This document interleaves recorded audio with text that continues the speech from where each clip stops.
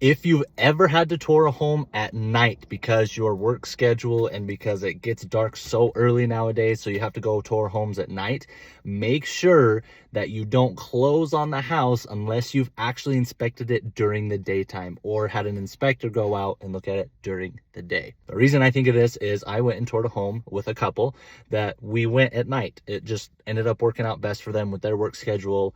He gets off work late, it gets dark early, and so we went out and toured it. And inside, everything was kind of what we expected. You can turn on the lights, you can see everything. But on the exterior, we really didn't get a good look. Now we have flashlights and you can kind of look around somewhat, but unless you have like really strong flashlights or spotlights, it's really hard to pick out all the little things that you'll see during the day. So I recommended this to them. We ended up going back and touring the home again during the daytime, and there were a bunch of things that we noticed that we had to talk about a little more. One of the examples was that the home is an old home, and so it had the wood windows that were single pane.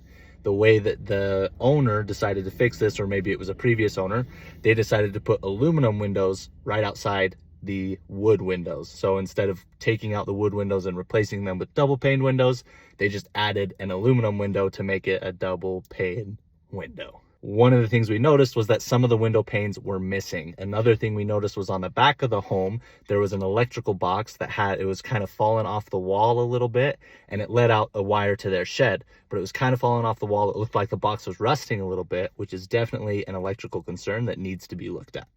But if we had only toured it in the dark and we hadn't gone back during the daytime, those are things we may not have noticed. So always make sure that, especially when you're looking around the exterior of the home, you make sure you look at it when there's enough light for you to see all of the possible problems that the house may have.